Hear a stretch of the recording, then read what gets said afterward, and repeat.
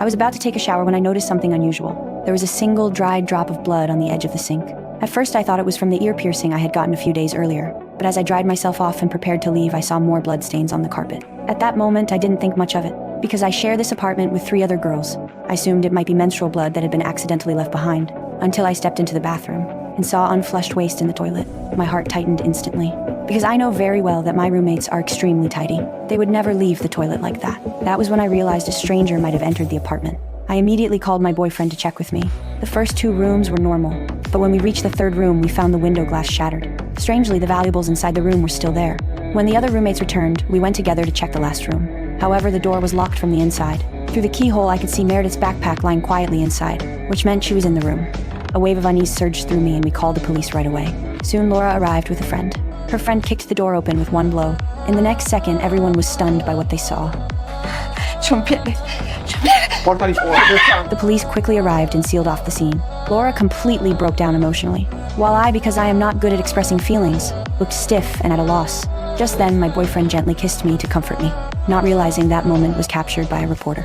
After that, all of us were taken to the police station for questioning. I described everything I had seen in detail, but the female officer fixed me with a suspicious look. She asked why I could still shower calmly after seeing bloodstains. I explained that I really thought it was menstrual blood from my roommates, and only became alarmed when I saw the waste in the toilet, because I knew clearly my roommates would never leave the bathroom like that. Yet she seemed unconvinced by my explanation. What chilled me even more was that my roommates gave statements unfavorable to me. They said I often stayed out at night and brought different men home. These remarks caught the female officer's attention, and she noted them carefully.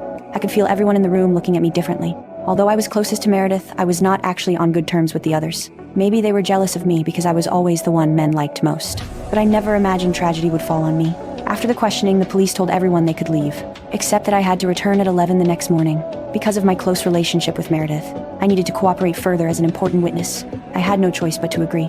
Later, I called my mother to tell her I was safe, but she was deeply worried and decided to fly from the United States to Italy immediately to be with me. What I didn't know was that the police were listening to our call and seemed to be planning something. Soon, the police found a hair at the crime scene. Tests showed it belonged to a black man, so they began tracing everyone's social connections. And quickly, their suspicion turned to the owner of the bar where I worked.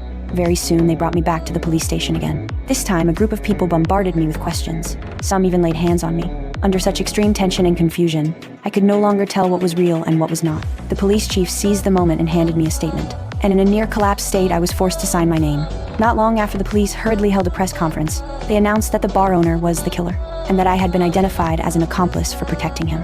By the time my mother arrived in Italy, I was already being taken away in a police car on my way to prison. Everything happened so suddenly. I hadn't even processed it when my life was completely changed.